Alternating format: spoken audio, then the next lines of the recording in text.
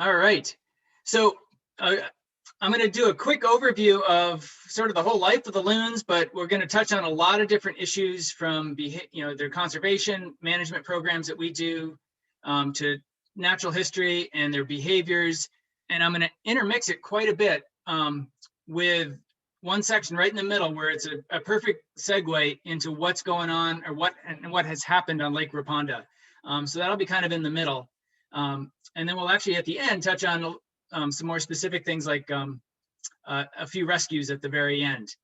So I actually work for a group called the Vermont Center for Ecostudies. They're based in Norwich. We do a lot of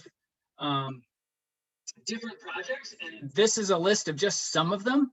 Mountain birdwatch is a huge one for volunteers, 140 routes from the Catskills to northern Maine, where we do songbird surveys up and down mountain slopes. I do one right on the New Hampshire-Canada border. We've done a lot of work with butterflies and the Bicknell's thrush. The Bicknell's thrush is our group has sort of led the way on understanding that bird, which lives only at mountaintops above 2,000, 3,000 feet. And then they all go down to the Caribbean, which is what led us down to work down there in the Dominican Republic and Haiti.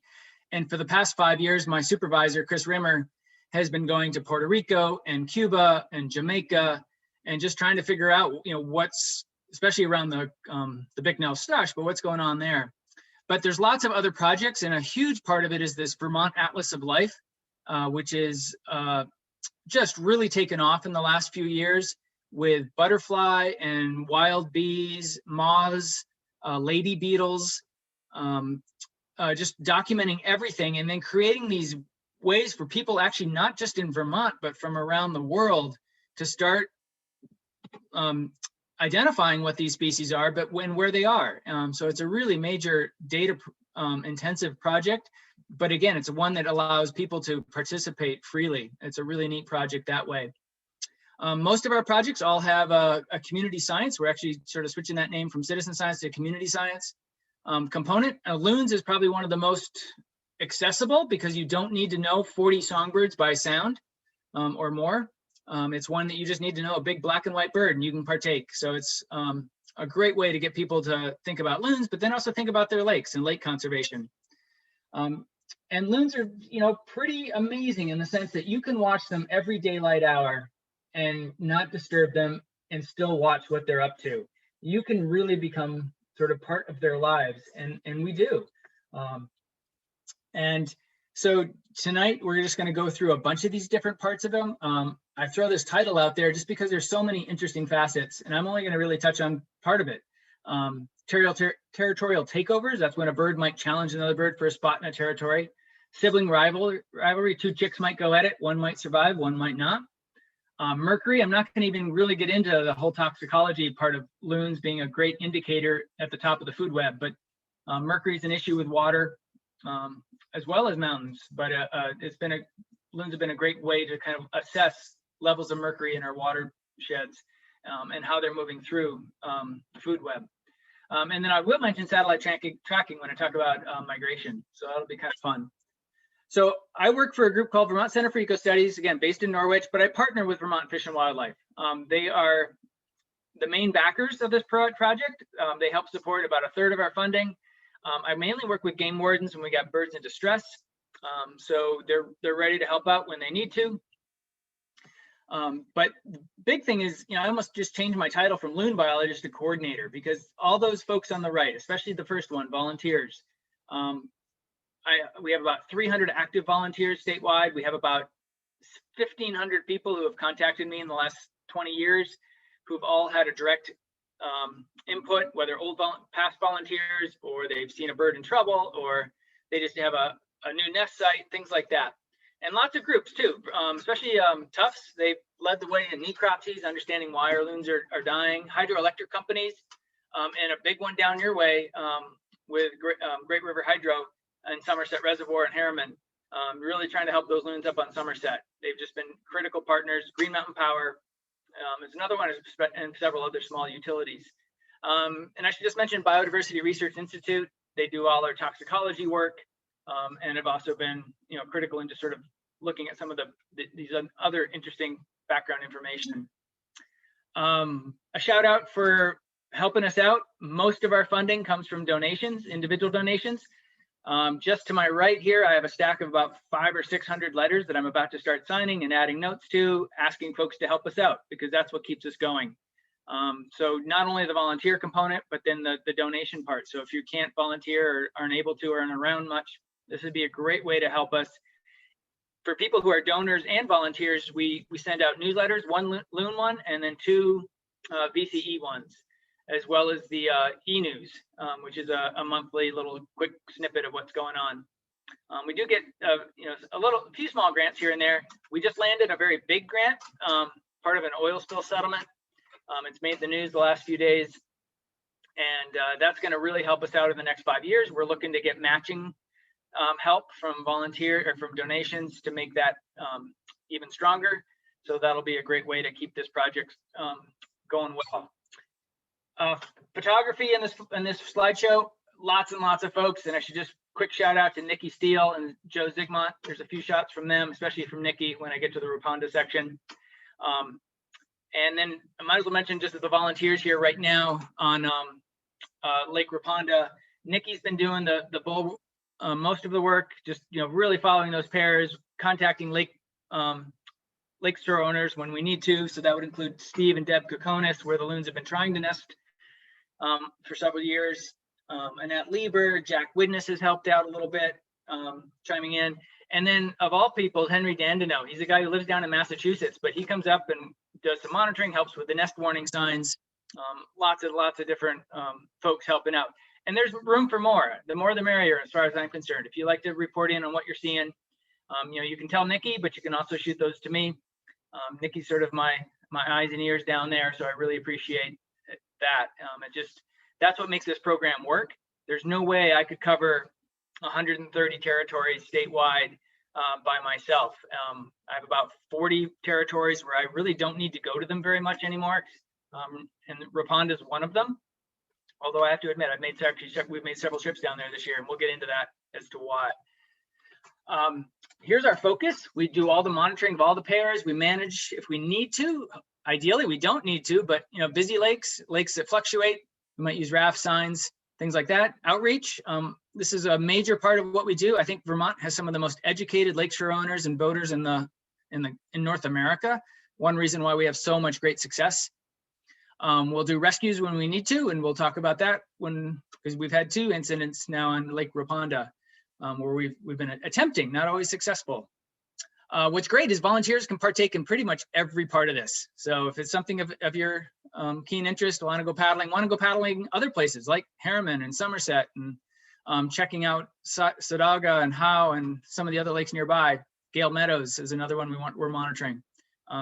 Always looking for more folks to help out with that. Hiking into Stratton Pond and Bourne Pond, Branch Pond. Those are all a bunch of areas down your way. So back to loons. You hear that call, especially on a calm night. You've just arrived at camp. There's something pretty special about that. But back not that long ago, this is where the birds were. There were not that many. 12 territorial pairs. One of these pairs was actually on Somerset Reservoir. I don't know how they sustained through this low period, but they did. Only 7 nests that year in '83, and 29 adults counted statewide.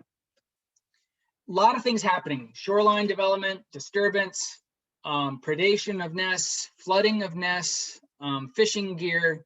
It all kind of accumulated and caused probably the dip in numbers. Some other things on a larger scale that may have contributed was hunting, especially in migration. There were some huge sort of hunting rings where they would just shoot birds out of the sky that were disrupted with the Migratory Bird Act. So that was stopped eventually. The flooding of nests with dams. Most of Vermont's lakes had dams on them. If they were going up and down 6 inches a year for 50 years or more, that would cause a lot of failure. The nesting is really the most vulnerable time. So they'll start nesting anytime mid-May to late June. Oh, someone doesn't have their mute on. So I'm sitting here. That's how amazing it is nowadays. You just do anything you want. Oh, okay. I'm not sure if someone can tell if they can check your mute button. That'd be great. Eric, can you, one more guest, you should have the control on that. Yeah, I'd have to leave my screen. Okay. But It'll work. So I always tell folks, May 20th to mid-June is really when birds are starting to nest, some earlier, some later. It takes about a month of incubation. They'll switch, male and female will switch places every 2 to 4 hours. You can get birds nesting at 3 years of age, but really it's not until they might come back to the area at 3 to 4, but then it takes another 3 to 4 years for them to find a spot in a territory. So it really takes a long time for a loon to get into the breeding world. The nesting being the most vulnerable, the loon adult wants to stay safe. And so if something comes up and they don't feel safe, they're going to get in the water. And a lot of things can happen when they're off the nest. Predation, they might accidentally knock the egg out. If they're off too long on a busy weekend, Memorial Day weekend, 4th of July, those eggs might cool off, or they might just give up eventually. To help that, we put out those nest warning signs. There's places where we won't use them or try not to. If it's just sort of an occasional spurt of activity, but if there's a fair amount of constant boating activity, we'll put these out. And Raponda has been kind of a place like that because it can be a fairly busy lake, and I think they really do help. People might come right up to the sign, but they won't go beyond them.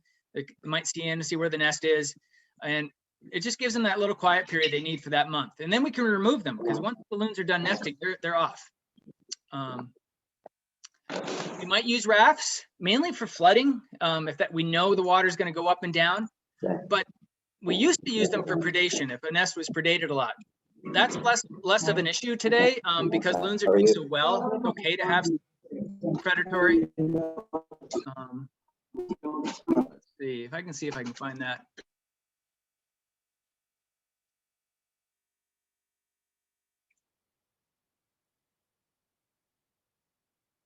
Oh, well, it seems to be working. Oh.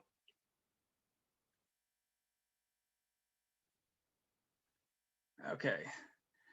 All right, let's get back to this. The other one is sort of lack of habitat, or if loons are nesting in a really tricky spot. Can people still hear that? I hope so. And Raponda is kind of falling into this category where they've nested in some bad spots recently. And so we're seeing if we can maybe help them out with a raft down the road. Oh, come on, what's going on? There we go. So this is my spot where I'll sort of digress into the story of Raponda, because we have built a raft this year, and this will kind of explain why. 2016, they nested on, I think, the island successfully. In 2017, they shifted nest sites down to the south end, and that's what this photo is of the upper left, is down in the way down on a little hummock. They like to be away from shorelines, usually. And I say usually because of the last two nest attempts in recent years have been not in very good spots as far as relation to predators. But if they can get away from the shoreline, they somehow intuitively know that the raccoon or the fox is less likely to find the nest. And that kind of paid off. They were on the island, again, 16s in 2017 on that little hummock, and they had a chick both years. And these are both Nicky steel shots. In 2018, they went on the island. So here's that upper left. They really had to climb up there to make it happen. It's not an ideal nesting site. It's a long way for them to climb. They like to usually be 1 or 2 feet from the water's edge, whereas here they had to kind of go up a bank and then on top. And that leaves them a little vulnerable because loons can't walk on land. They can't fly from land. So if an eagle, for example, came right in on them, it'd take them a little while to get into the water where they're safe. So they're a little bit more vulnerable there. Unfortunately, the 2018 island, one of the birds got caught up in some fishing line. We did several attempts to try to catch it. We monitored the heck out of it, especially with Nikki and others on the lake reporting to her. Here's Henry and I. We just kind of went out to see if we could get close to it in the daytime, and we couldn't. We waited until darkness and used spotlighting, and the bird freaked out at the lights, and we never had a chance. So this bird was actually really strong and well and swam well, and we actually think it migrated. However, the next year, especially those who follow these birds closely, Nikki and others, just thought it was a different bird, and it didn't have any wear marks on the bill where the line would have been. So we think maybe it didn't make it through the winter, or it just didn't come back to the lake. We really don't know. But the mate that did come back did remate, and we had 2 birds in 2019 but they did not nest. And that's pretty typical when you get a change in mates. If there's a change in the mates, they often take a year off while they kind of reestablish the boundaries and set up those territorial lines. In this case, so they took that year off in 2020. They nested in this spot. I mean, who would have thought? You know, we definitely thought disturbance might be an issue. Well, these guys were totally habituated. I mean, you can just, you know, they were doing work on the house. It was near the cabin. This is out on that point. And the birds were doing fine until the fox found the eggs at night. And Steve had set up a webcam and actually caught a game cam and caught that fox on the camera. So that's how we know that happened. I'm gonna have to talk to Steve about, because we're hoping to buy 10, 11 cameras next year to put on nests that always fail. But it's a great tool to kind of figure out what's going on. So anyway, they didn't make it because the eggs were depredated, but they were back the next year. And so we really thought, okay, this is an ideal spot. Let's see if we can make an island, an artificial island, and put it in the south end where it's quiet. The birds were seen down near there, but they didn't go for it. This is Henry, Dandenell, and I. Nikki's in the boat up there. The photos by Joe Zigmont across from his place. Of course, they went back to the lawn. I mean, I don't know what it is. It might be the male. Males tend to choose the nest site based on some Wisconsin studies. And so this male was just like determined that he likes lawn. I mean, I have no idea why. I mean, there's definitely predators. There's definitely activity. But obviously they learned that the activity is not going to be threatening to them. And so they've done pretty well and would tolerate that. But that can be unusual in some cases, because sometimes they'll nest in a place like this when there's no activity in May, and then everybody shows up in June and July, and then that's it. But in this case, these birds would have stuck to it, I think, had it not been for the predators last year. And this year, unfortunately, the male got sick, and it was beaching itself. Even if we had captured it when it was on the beach, which we probably could have and gotten it to Vins and then maybe to Tufts, we went out one day to try to catch it. This is my assistant, Eloise Gerard, in Henry's boat. Nikki took this photo. Our new t-shirts, if anyone wants a loon t-shirt, these are amazingly beautiful graphics. They couldn't get it. It was behaving totally normal, but within 24 hours, it was beaching itself again. And then I want to say 2 days after this attempt, it was found dead. And luckily, I went down the next day. So my second trip, our third trip as VCE to the lake, we were able to get the loon. Carol Boyce, who's also helping out, does the annual count, had the bird and went to collect the bird. And I was able to bring it to Vins, and we've got a new partnership going on with them doing necropsies, actually doing the analysis ourselves rather than sending it to Tufts. And he was able to do it a few days later. And unfortunately, this bird had ingested a lead sinker. And the lead sinker was found in it. We'll still do some blood and fluid tests to make sure that that's what was in the system. But it was an obvious lead sinker. We don't know. I need to get a weight on it. I need to go down and spend a day measuring some of these things to find out if it was a legal one or illegal one. Legal is ½ ounce or less. Illegal is legal is ½ ounce or more. Illegal is ½ ounce or less. And the reason for the ½ ounce piece was back when the legislation was passed in 2007. At that time, about 80% of loon mortality from lead fishing gear was small lead sinkers. And there's a little cottage industry to using larger lead. There's types of fishing out of Lake Champlain that require heavier lead, and those weren't being found in loons at the time. So we'll kind of see what happens there. But we are going to hopefully, with this new grant that we got, do a lead buyback program starting. We're going to get set up next year, maybe starting in 2023, just to try to reduce the amount of lead that's in circulation. Because unfortunately, we've had 6 loons in the last 3 years die of lead poisoning, whereas in the last decade, we've had 6 loons prior to that. So the legislation made a big difference, but we've had this uptick in recent years. So I throw this, what about 2022? And what's going to happen? People on the pond have been seeing a second loon. It seems like that mate may have already been replaced, the one that died, or at least there's a bird, the female, we think, is tolerating this other loon. The female this past week has gone back to that nest and is sitting, we think, maybe on the dead egg. And it's like, oh my gosh, this bird is dedicated. So it's just incredible what this bird is doing. that bird that came in, who is that bird? Where'd he come from? And one of the things that happens is loons are very social. They'll fly from lake to lake. You've probably all seen when there's a third loon on the lake or even a fourth loon. Those third and fourth loons are coming in, checking out the territory, checking out the pair. They know